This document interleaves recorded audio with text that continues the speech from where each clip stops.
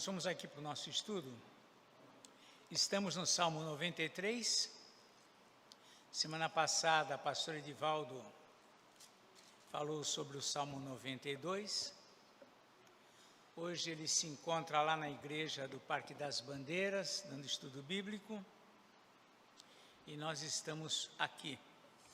Muito bem, vamos falar do Salmo 93 e também do Salmo 94. Vamos tratar os dois salmos. Nosso tema para esse estudo de hoje é o seguinte: reina com poder o Deus das vinganças.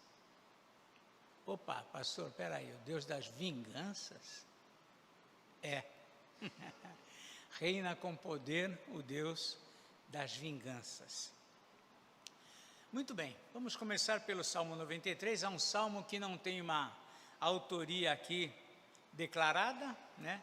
Não temos um autor definido, mas a declaração do verso 1, ela é muito direta e muito objetiva. Reina o Senhor. Só aqui a gente poderia falar muita coisa, né? Um pregador vai trazer uma palavra, um sermão, só dessas três palavrinhas junto com o artigo O aqui, duas palavras do artigo O, né? Reina o Senhor, já é muita coisa para se falar. Mas esse salmo, ele aponta para o seguinte: quando se fala sobre o reino ao Senhor, nós sabemos que é um reino eterno, um reino que não tem fim. E ele é também, não somente ele é um rei eterno, mas o seu reinado também é um reinado eterno, é um reino eterno. Vale considerar que o salmo surge num período em que haviam muitos reis, os quais buscavam, né, eles disputavam entre si a primazia sobre os demais. Quem é o melhor? Quem é o rei mais poderoso? Quem é o rei mais rico? Quem é o rei que tem maior poder? E essa era uma disputa constante nos reinos antigos. Num contexto assim, as palavras desse salmo, reina o Senhor, parece que fecha a questão. Quem reina de fato é o Senhor. Quem tem o poder e a autoridade de fato é o Senhor. Ressoam, portanto, fortemente como um desafio a toda a autoridade que existia. Quem reina? O Senhor. Quando a gente fala o Senhor, temos que ter em mente que a gente está falando aqui que nós traduzimos a palavra como Senhor, mas a palavra é traduzida daquele acróstico hebraico YHWH, que o judeu pronuncia Iavé. Iavé era o Deus dos judeus, para nós traduzido como Senhor, mas era o Iavé, ou seja, reina Iavé. Entre todos os deuses, dos amonitas, dos moabitas, dos filisteus, reina Iavé. Esse é o ponto. E essa questão dessa palavra ser forte, reina ao Senhor, a gente lembra de uma situação, por exemplo, como a do rei Herodes, que quando ele ouviu que havia nascido o rei dos judeus, ele ficou preocupado, ele se sentiu abalado. Então havia uma disputa entre os reis, eles queriam se manter no trono, era uma luta, era um desafio para eles manter-se governando para sempre. E Herodes, quando ele ouviu lá dos reis magos que havia nascido o rei dos judeus, ele ficou preocupado, ele ficou atemorizado. Quem é esse rei? Então nós vemos aqui esse salmo declarando no seu início que o Senhor é que reina, que o Senhor é superior, e isto sobre vários aspectos, né? Primeiro, o seu governo é um governo eterno, né? Aqui no verso 2 desse salmo, verso 1 diz assim: reina o Senhor, revestiu-se de majestade, de poder se revestiu o Senhor e se cingiu, firmou o mundo que não vacila, desde a antiguidade está firme o seu trono, tu és desde a eternidade. Então o reino de Deus é diferente, o reino de Yahvé é diferente, é um reino que não se abala, é um reino permanente, porque é desde a eternidade, né? O teu trono está firme, nada abala o reino de Deus. O Salmo 46 diz: bramam os rios, levantam-se nações, o Senhor continua governando da mesma forma. Assim também como o Rei eterno, o seu reino é eterno, é um reino estável, que não sofre abalos, que não sofre surpresas, um reino que é permanente. Outro ponto de destaque sobre esse reinado é que o poder desse rei é um poder superior. Mesmo os reis mais poderosos, em algum momento eles encontraram alguém mais forte do que ele. Israel era um reino forte, tinha fama, era respeitado, mas de repente ele se deparou com os caldeus, e os caldeus simplesmente dizimaram Israel. Dizimaram a Israel. Os caldeus, por sua vez, eram poderosos, mas eis que surge aí os medos persas, os persas, né? Hoje a Pérsia está aí em notícia, aí, né? O Irã. Irã é a antiga Pérsia, né? Então o Irã, a Pérsia naquele contexto derrotou os caldeus. Vemos lá no livro de Daniel que do dia para a noite Dario, o rei persa, invade Babilônia e toma, ou seja, os reinos, eles eram poderosos até que alguém mais forte surgisse. Outras nações poderosas também tiveram tempos de vitórias, mas vieram posteriormente a sucumbir, como foi o caso do reinado assírio, que estava em franca expansão. Até que eles quiseram invadir Jerusalém. Deus falou através do profeta Isaías que ele não ia fazer nada contra aquela cidade, e o exército dele foi praticamente dizimado em uma noite. Amanheceu 185 mil dos seus homens mortos. Acabou ali o poder do reinado assírio. Então os reinos passam por essas situações. O Império Romano era um império forte, mas onde está o Império Romano? Chegou um contexto em que ele simplesmente se desfez. Brigaram entre eles e se desfez. Acabou o Império Romano. Então, o reinado de Deus, o reinado de Iavé, não passa por esses abalos. Ele é permanente. Ele não sofre essas situações, né? No versículo 1 aqui, nós vemos que ele diz aqui o texto, né? Firmou o mundo que não vacila, revestiu-se de majestade, de poder se revestiu o Senhor e se cingiu. Tudo isso. E para exemplificar esse poder, esse poder superior, ele usa algumas figuras aqui nos versos 3 e 4, com respeito aos rios e o mar.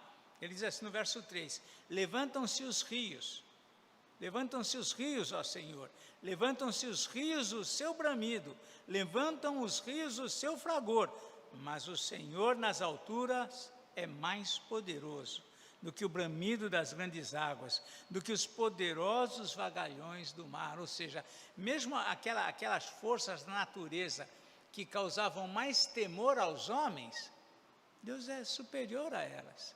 Deus é mais poderoso do que todas elas. Mas esse reino, além de ser um reino eterno, além de ter um poder superior, a fidelidade também desse rei é uma fidelidade eterna. Versículo 5 diz assim, fidelíssimos são os teus testemunhos, a tua casa convém santidade, Senhor, para todo sempre. Para destacar esse atributo de Deus, a fidelidade, o salmista usa esse superlativo, são, né, fidelíssimos, mais do que fiéis são os teus testemunhos. São fiéis no mais elevado grau. Na verdade, Deus é sempre e para sempre fiel em todas as suas palavras, em todas as suas promessas. Este atributo requer reverência do seu povo, requer santidade em sua presença. Por isso que ele diz, fidelíssimos são os teus testemunhos, e a tua casa convém santidade. Deus deve ser o quê? Reverenciado, deve ser respeitado, e isso para todo sempre. Então o Salmo 93 é um salmo que a Sociedade Bíblica pôs um título que é bem aplicado aqui: o poder e a majestade de Deus. Não existe poder semelhante ao poder de Deus. Não existe nada com tamanha majestade como o Deus Criador, o Senhor do Universo, o Criador de todas as coisas. Então é um salmo que destaca isso. As primeiras palavras retratam todo o salmo: reina o Senhor. A gente vê entre os homens, né, aqueles que querem o domínio, que querem reinar, que querem o destaque, que querem se tornar célebres, mas todos eles passam, todos eles são falhos, mas o Senhor reina. E é interessante também esse termo que ele usa, né? Não é reinou nem reinará, o Senhor reina. Reina quando foi escrito esse salmo, reina hoje, o Senhor reina amanhã e depois o Senhor reina sempre. É um tempo presente, mas que dá a ideia de que é sempre assim. Não é um tempo presente que amanhã vai se tornar passado, não. Ele vai ser presente eternamente. O Senhor reina. E nós precisamos ter isso em mente, em todos os momentos da vida. Porque tem momentos que para a gente parece que tudo ficou fora de controle. Tem momentos que para a gente parece que quem reina é uma pessoa, quem reina é essa autoridade, aquela autoridade, mas em toda e qualquer circunstância, quem reina de fato é o Senhor. E isso é uma coisa que nós precisamos ter sempre em mente, assim como o salmista destaca. Indo para o Salmo 94.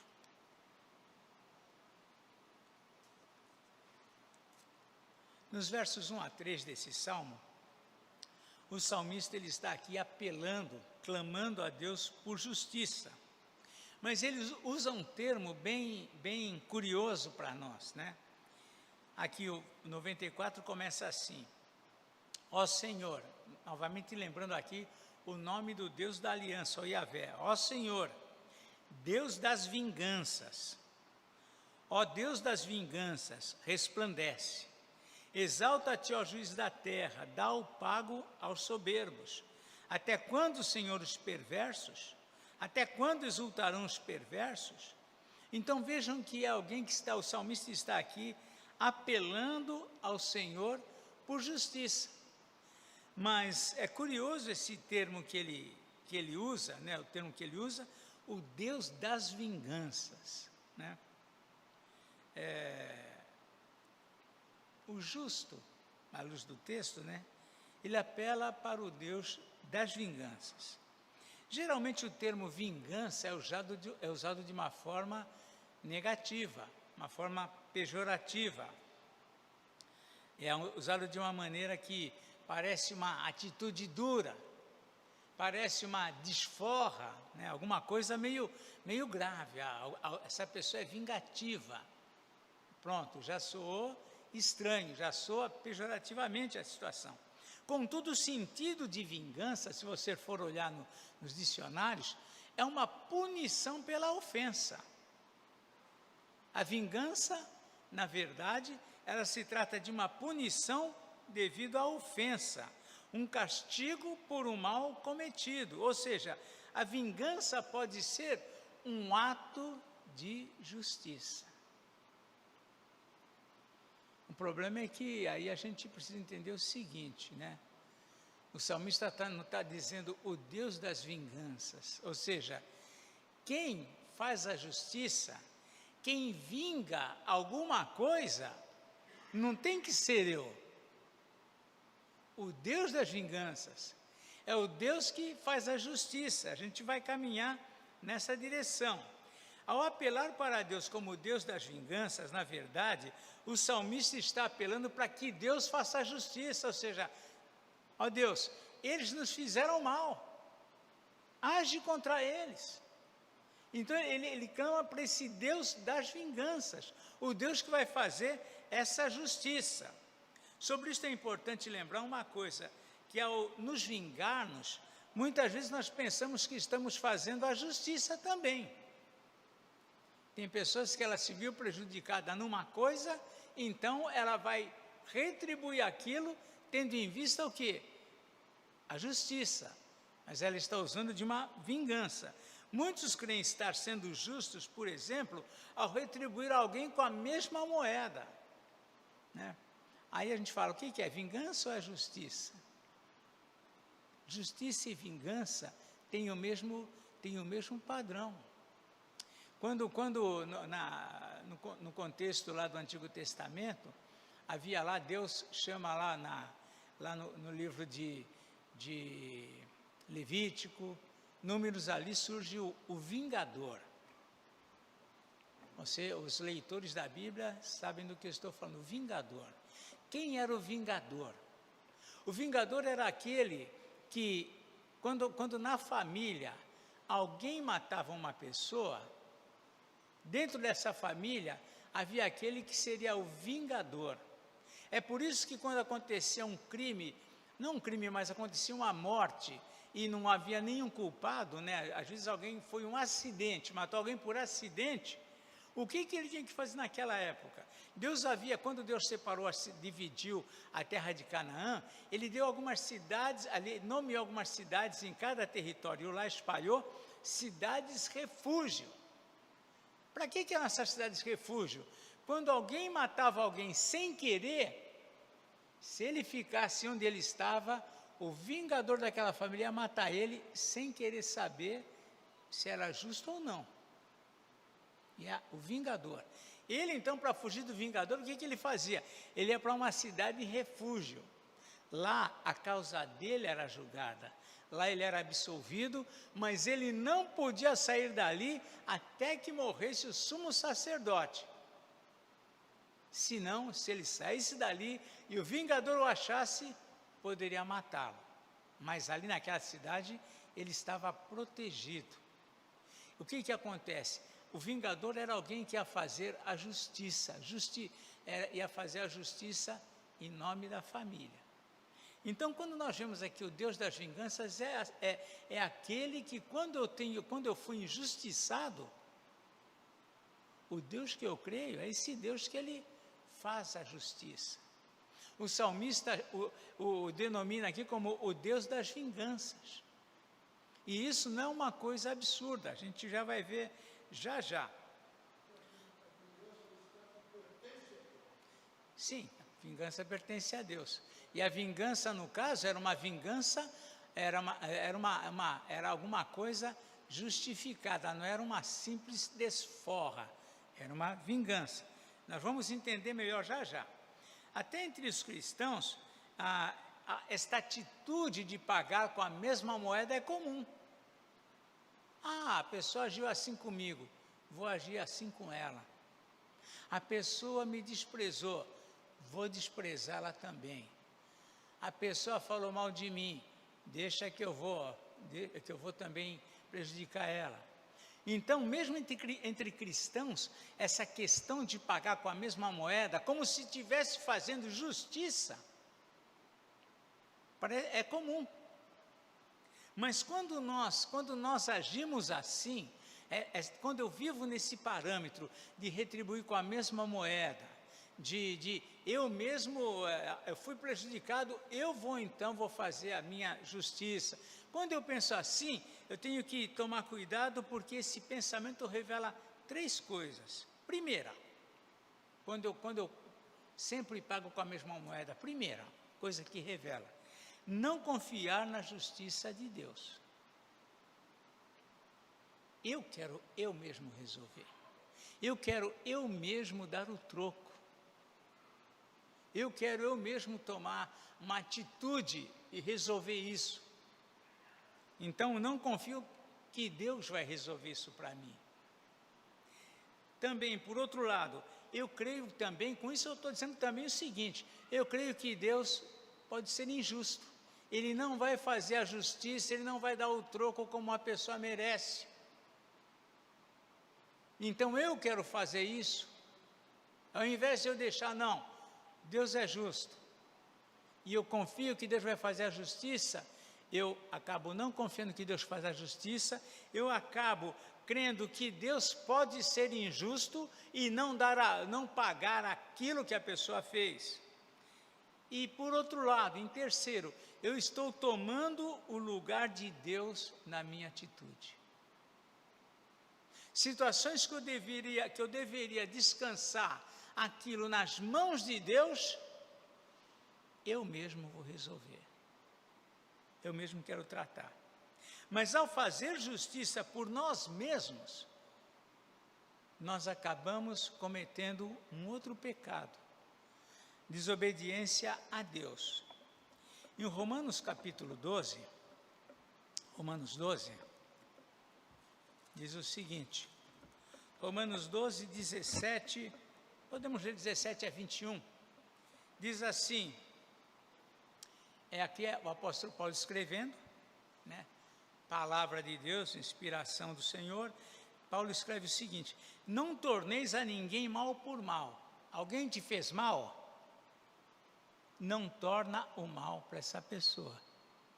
Olha só o que ele está dizendo. É justamente o que a gente gosta de fazer. Ah, é assim? Espera. Não torneis a ninguém mal por mal. Esforçai-vos por fazer o bem perante todos os homens. Tem homens bons, tem homens difíceis, tem pessoas tranquilas, pessoas que são complicadas, mas esforçai-vos por fazer o bem perante alguns homens. Não, perante todos os homens. 19, versículo 19. Aliás, o 18. Se possível, quanto depender de vós, tende paz com todos os homens. Alguns tomam esse versículo para dizer, olha, eu não consigo, né?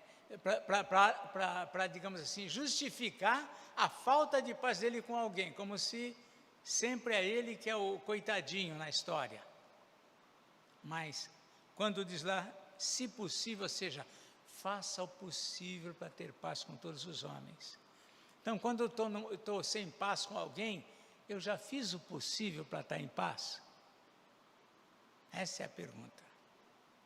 Versículo 19.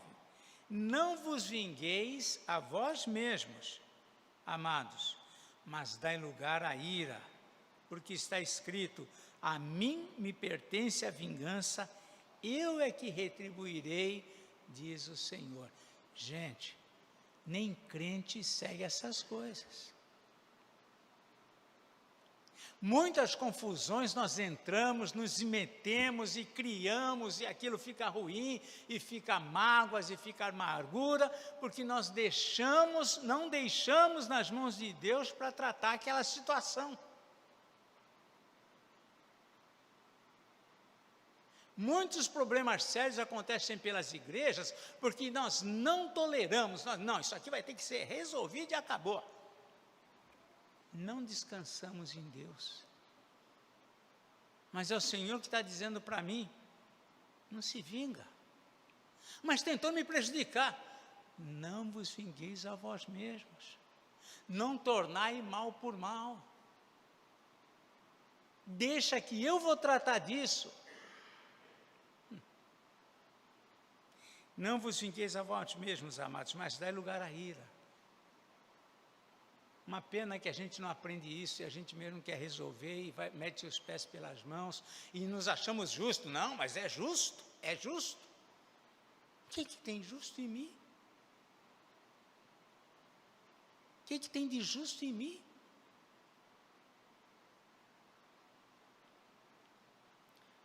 E aqui continua, né? A mim me pertence a vingança. Então, quando o salmista fala lá, o Deus das vinganças, ele não está falando nenhum absurdo, que a gente vai falar, nossa, o Deus das vinganças. Deus é aquele que é o Deus da vingança. Lá na carta aos Hebreus, agora eu vou ter que achar o texto, porque eu fui me lembrar agora do texto, né? Oi? 10:30, isso mesmo, né? Isso aí, bem, que bom aí, ó. Ora, diz aqui o 10:30, né, de Hebreus. Ora, nós conhecemos aquele que disse: a mim pertence a vingança, eu retribuirei. Fica quieto. Mas Deus, o Senhor viu o que ele fez? Eu vou pegar, vou fazer. Vamos entrar agora, vamos resolver aqui. Ainda chamo mais alguém para me ajudar, ainda falo com o outro, espalho para o outro. Quero fazer justiça. A mim pertence a vingança, eu retribuirei. Como é bom descansar em Deus, não precisa eu brigar, não precisa eu entrar em demanda, não precisa eu entrar em situações, descansar em Deus. E outra vez, o Senhor julgará o seu povo. E mais ainda, mais difícil ainda, horrível coisa é cair nas mãos do Deus vivo. A gente fala, mas isso daqui é para incrédulo. Não. Se eu sou um cristão que vivo aí, piso aqui, piso lá, empurro lá, machuco ali, falo ali, brigo aqui, brigo lá, o mesmo Deus que me defende, também é o Deus que me castiga. O mesmo Deus que me corrige, que corrige o outro, é o Deus que me corrige também. Então, nós vemos aqui o salmista apelando aqui para o Deus das vinganças, né? Na verdade, ele está apelando por justiça, mas ele sabe que Deus é o Deus das vinganças, e quando nós lemos o Novo Testamento, mas aí, pastor, aí é época da graça. Deus é Deus mesmo, sempre. Deus amoroso, misericordioso, mas justo. Fala, Samuel. Samuel, eu não consigo ouvir, acho que é os ar-condicionado aqui. Chega para cá. Ou então fala daí alto.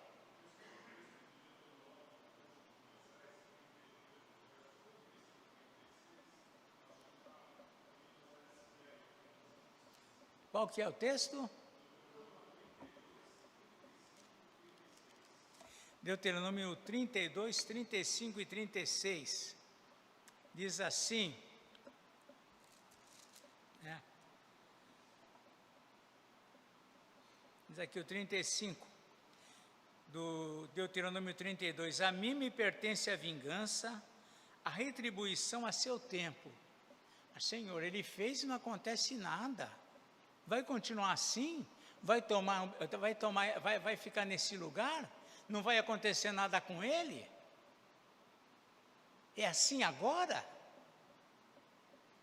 A mim pertence a vingança, a retribuição a seu tempo, quando resvalar o seu pé, porque o dia da sua calamidade está próximo e o seu destino se apressa em chegar. Porque o Senhor fará justiça ao seu povo e se compadecerá dos seus servos, quando vir que o seu poder se foi e já não há escravo nem livre. Ou seja, no tempo de Deus, Ele vai agir. Eu não preciso ficar desesperado. Nossa, alguém falou mal de mim. Nossa, alguém me passou a perna. Nossa, alguém está tramando. Eu tenho um Deus que reina, vimos no 93. E tenho um Deus que é o Deus das vinganças. É o Deus que toma o meu direito, que cuida de mim.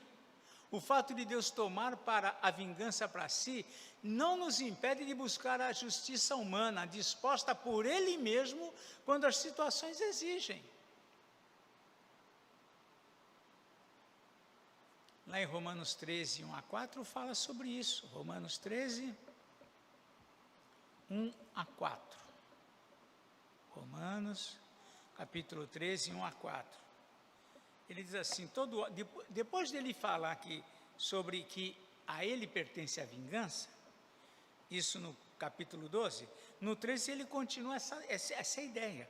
Todo homem esteja sujeito às autoridades superiores, porque não há autoridade que não proceda de Deus, e as autoridades que existem foram por ele instituídas. De modo que aquele que se opõe à autoridade resiste à ordenação de Deus. E os que resistem trarão sobre si mesmos condenação, porque os magistrados não são para temor, quando se faz o bem, e sim quando se faz o mal. Queres tu não temer a autoridade, faze o bem e terás louvor dela, visto que a autoridade é ministro de Deus para teu bem. Entretanto, se fizeres o mal, teme, porque não é sem motivo que ela traz a espada, pois é ministro de Deus, vingador para castigar o que pratica o mal. Eu fui prejudicado, procuro alguém de direito. E o que eu faço? Saio brigando? Não. Descanso no direito que aquele que tem a autoridade ali determinar. Mas é assim? Claro que não. Nós queremos entrar na briga. Segundo ponto,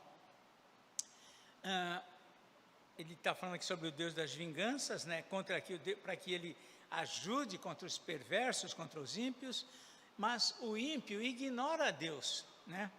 Nós lemos lá no início do estudo bíblico, o Salmo 14, né? O ímpio diz no seu coração, não há Deus. Então ele ignora.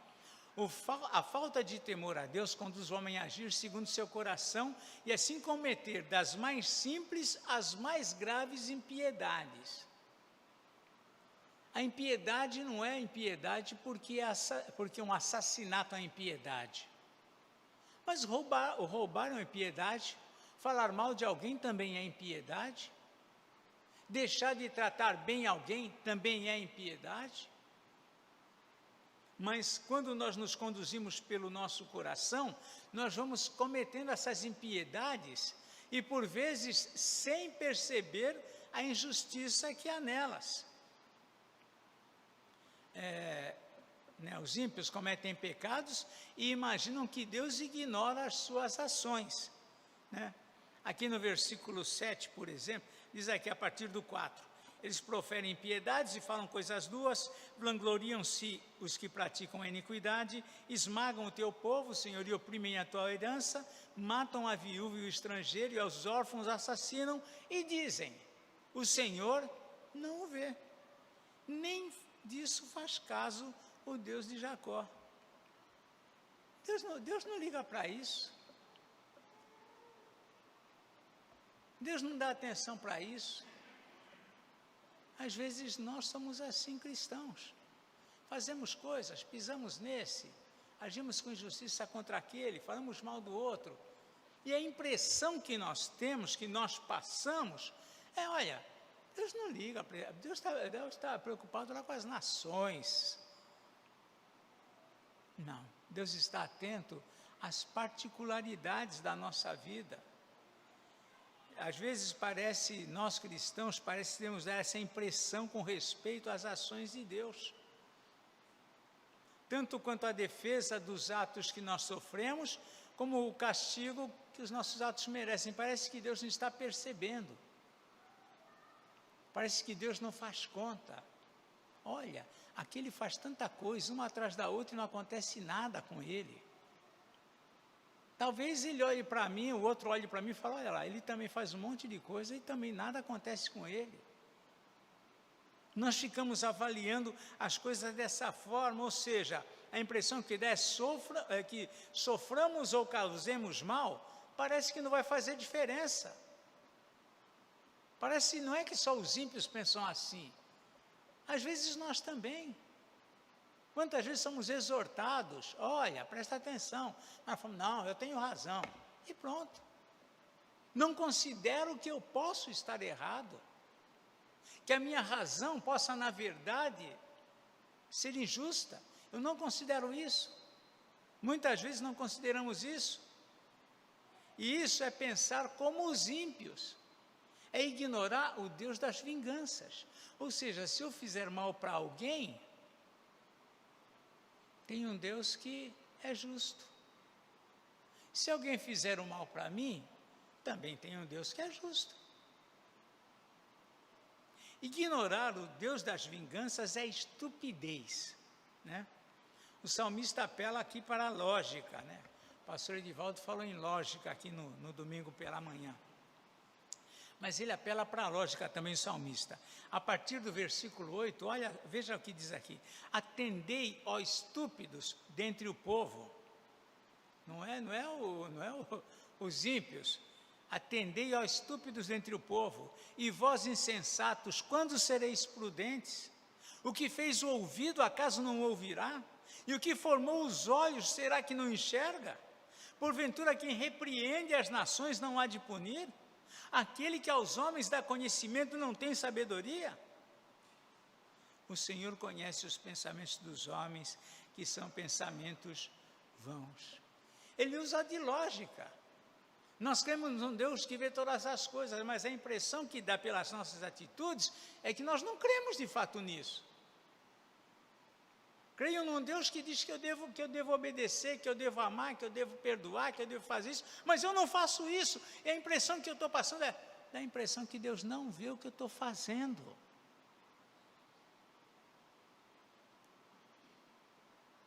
É confrontador isso. Não é o ímpio que pensa que Deus não tá ouvindo. Somos nós que pensamos muitas vezes. Não é o ímpio que diz que Deus não está vendo. Somos nós que muitas vezes agimos como se Deus não estivesse vendo. O Senhor conhece o pensamento dos homens, que são pensamentos vãos. Ele levanta a questão aqui diante do povo judeu, ou seja, mesmo entre eles havia ignorância quanto à absoluta ciência de Deus sobre todas as coisas. Mas como pode o que fez o ouvido não ouvir? Ignorar é estupidez, é falta de inteligência. É até natural que os ímpios ignorem o Deus das vinganças. Mas o seu povo precisa considerar nisso, eu preciso considerar nisso, gente. Quando eu deixo de fazer alguma coisa que eu devo fazer, eu tenho que pensar, e se fosse eu? Porque Deus é justo. A resistência do homem em aceitar a instrução de Deus, que diga-se de passagem, a instrução de Deus vem para nós através de quem? Dos homens. É através de homens que Deus nos ensina, através de homens que Deus nos fala. Mas nós resistimos por vezes a isso, essa atitude da gente, quando resistimos à instrução de Deus, é repreendida pelo próprio Deus. Né? Deus repreende aqui, no Salmo 32, diz aqui o versículo 8 e 9, instruir-te-ei e te ensinarei o caminho que deves seguir, e sob as minhas vistas te darei conselho. E adverte, não sejais como o cavalo ou a mula, sem entendimento, os quais com freios e cabrestos são dominados, de outra sorte não te obedecem. Muitas vezes nós somos assim. Parece que só vamos obedecer, só vamos nos render quando é imposto da parte de Deus uma força sobre nós. Bom, aí eu me humilho, mas não é que eu me humilhei. Aí eu fui colocado nessa condição para entender que eu preciso obedecer, que eu preciso me render. Então, o salmista está tratando aqui acerca de Deus, desse Deus que é o Deus das vinganças. O Deus que sabe de todas as coisas, o Deus que vai me defender, mas é o Deus que também vai me repreender, que vai me corrigir. Então nós vemos ele tratando sobre isso, né? Ele também fala, o salmista, que no caso dos filhos de Deus, aqueles que creem, essa ignorância é repreendida por Deus. O salmista aqui, né, a partir do versículo 12, ele diz assim, bem-aventurado o homem, Senhor, a quem tu repreendes, ou seja, esse que na sua ignorância, de ignorar o Deus das vinganças, bem-aventurado o homem a quem o Senhor repreende, a quem tu repreendes e a quem ensinas a tua lei, para lhe dares descanso dos dias maus, até que se abra a cova do ímpio. Então, ele nos repreende, quando nós vivemos alheios a essa realidade. Pois o Senhor não há de rejeitar o seu povo, nem desamparar a sua herança. Nós somos corrigidos, mas não somos de forma nenhuma abandonados por Deus. Mas o juízo se converterá em justiça e segui-la-ão todos os de coração reto. Então Deus, Ele ensina aqueles que são filhos, né? Ele fala aqui sobre essa repreensão, e é assustadora aqui a situação do crente que não se dá conta de que está agindo com ignorância, que resiste na sua ideia equivocada, que não considera no Deus das vinganças. Fica difícil a situação dele. No Salmo 25, Salmo de número 25, deixa eu ver aqui, Salmo 25, lá ele diz que ensina, e aqui no 25 diz assim, versículo 12, ao homem que teme ao Senhor, Ele o instruirá no caminho que deve escolher, ou seja, Deus mesmo vai revelando a cada um de nós a nossa ignorância quanto à ordenança dEle, quanto ao governo dEle. Ele fala sobre isso, né? Ele fala sobre essa instrução que vai nos levar a descansar na justiça de Deus. Então, essa resistência faz mal para nós. Mas o Deus das vinganças também sempre age a favor do seu povo. O salmista se sentia só e isolado, né?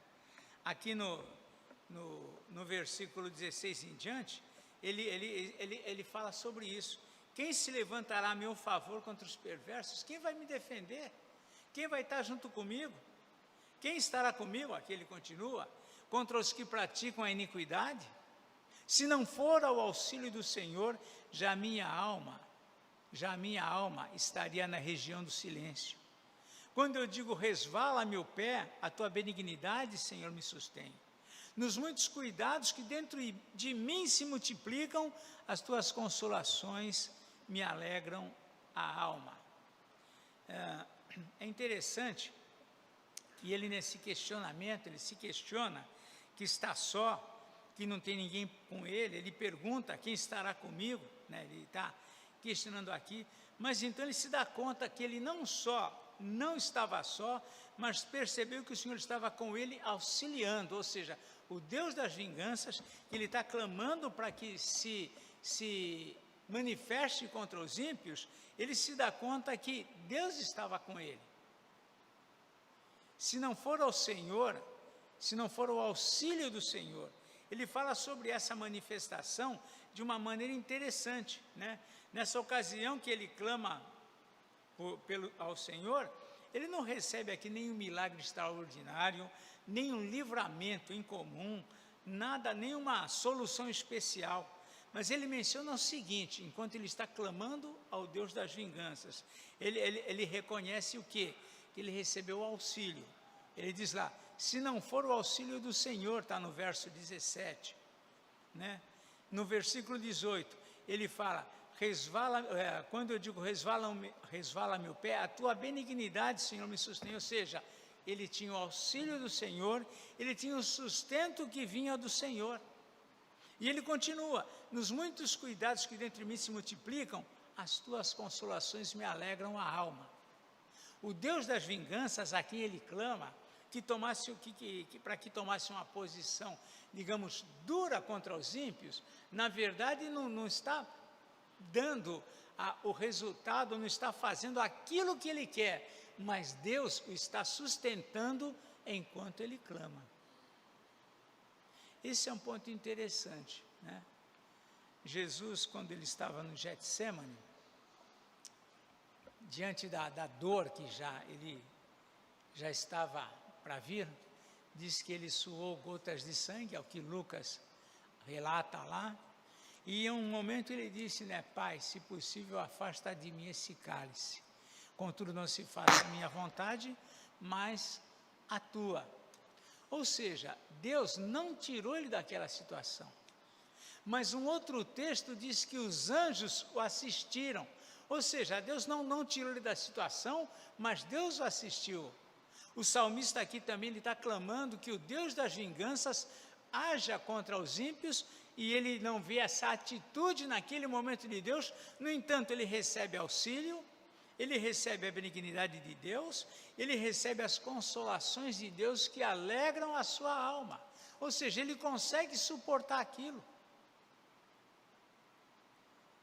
Quando a gente, eu tenho falado algumas coisas, um dos grandes desafios para nós, irmãos, é descansar o coração em Deus.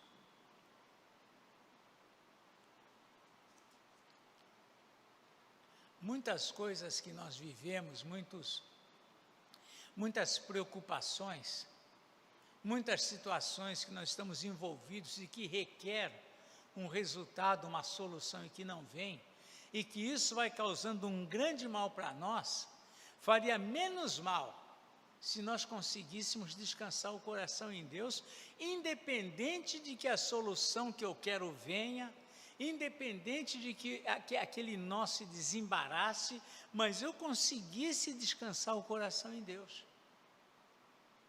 O salmista, ele passa por angústias, ele passa por aflição, ele se sente só. Quem se levantará a meu favor?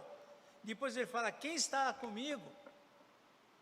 Aí então ele se dá conta, se não for o auxílio do Senhor, agora ele percebe, se não for o auxílio do Senhor, se quando eu digo resvala-me o pé, a tua benignidade, Senhor, me sustém, se não fosse as consolações que alegram a alma na vida dele, ele teria sucumbido.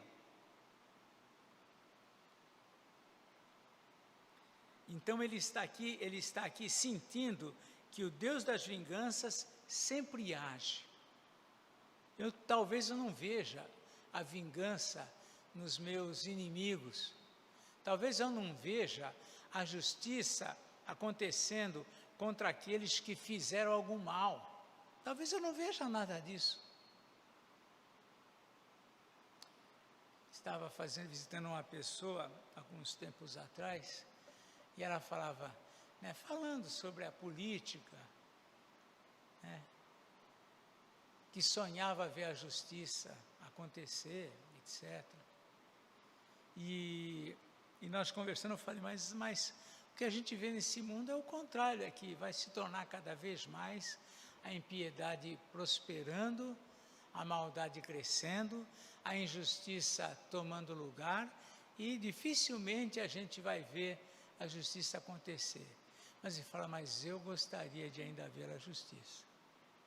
Mas talvez nós nunca vejamos, nem com respeito às coisas maiores, e nem com respeito às coisas menores aqui do nosso dia a dia. Talvez eu não veja a justiça acontecendo. Mas eu preciso descansar o meu coração em Deus. Eu preciso saber que Ele é o meu auxílio. Eu preciso saber que a benignidade dEle está comigo. Eu preciso saber que Ele tem consolações que alegram a minha alma, a despeito das soluções que eu quero. Finalmente, o salmista aqui, ele manifesta aquele final que a gente sempre tem tratado, e é um fato. Que por fim, o Deus das vinganças exterminará o ímpio. É uma questão de tempo, é uma questão de ocasião. Não é quando eu quero, é quando Deus quer, e não é como eu quero, é como Ele quer. No versículo 29, ele continua então. Pode acaso associar-se contigo o trono da iniquidade, o qual forja o mal, tendo uma lei por pretexto? Ou seja, e os ímpios? Eles têm uma lei por pretexto, eles têm argumentos para justificar o que eles fazem. Usando dessa lógica, o salmista se depara com o fim dos ímpios. A lei deles perecerá, os ímpios têm uma lei. As leis que eles têm, que eles vão formulando, vão aprovando a maldade deles. Então os ímpios aprovam o aborto, os ímpios aprovam a lei da ideologia de gênero, tanto faz, casar homem com mulher, homem com homem, mulher com mulher. Eles vão aprovando as leis. Eles aprovam a separação tranquila de qualquer casal que não queira viver mais, não queira viver mais junto. Eles também aprovam leis. Eles têm as próprias leis. E usam essas leis por pretexto. E muitos falam, mas olha, agora é legal. O que é legal agora? O que é legal tem que estar legal aqui. Aqui. Não é o governo, não é a lei do governo, não é a lei dos ímpios que deve prevalecer. Mas eles se apegam a essa lei, né? O qual forja o mal tendo uma lei por pretexto. Ah, mas hoje pode. Pastor, mas hoje pode. Pode. A Bíblia diz que pode. Não, mas o governo, as leis aí podem dizer todas as coisas.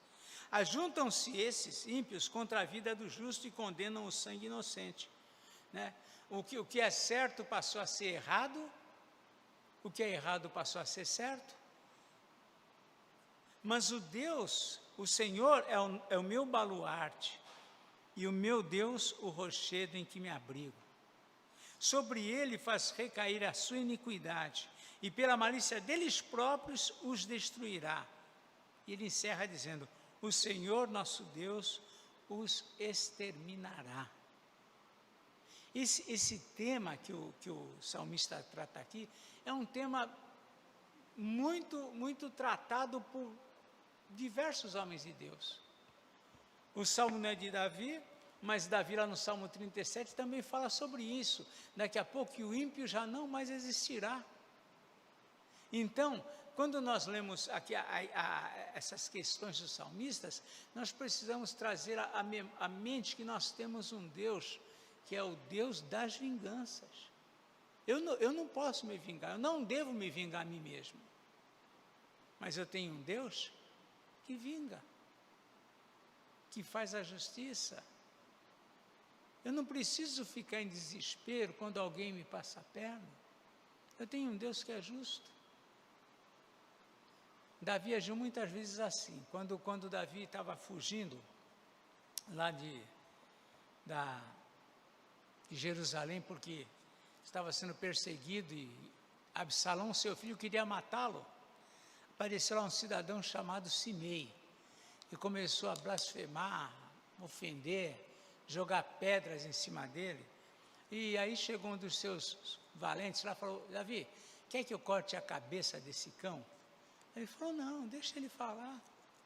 Se Deus permitiu que ele falasse, deixa ele falar. Se Deus for a vontade de Deus, amanhã ele me traz de volta para esse lugar. Mas nós não agimos assim não. Que fez o mal vai ter que pagar. Não é justo.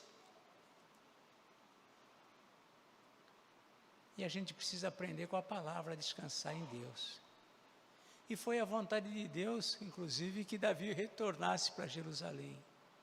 E aí lá estava Simei, aguardando ele lá, preocupado, porque agora Davi voltava novamente a governar. E Davi o perdoou. E lá na frente Davi só falou para Salomão, antes dele morrer, Salomão, toma cuidado com Simei, porque ele fez isso. Tá bom. O que Salomão fez? Simei, vem cá. Vamos fazer o seguinte, Simei, você fez muito mal para o meu pai. Então você vai ficar morando aqui em Jerusalém e não vai sair daqui. Simei falou, boa é esta palavra. Ou seja, ele está se saindo isento da situação. Lá um dia, Deus é tremendo, lá um dia, 2 dos seus escravos fogem e saem de Jerusalém. E aí o que acontece? Simei vai atrás dos escravos. Quando ele volta, Salomão chama Simei, vem cá. Eu não falei para você que você não devia sair de Jerusalém? Agora cortem a cabeça dele.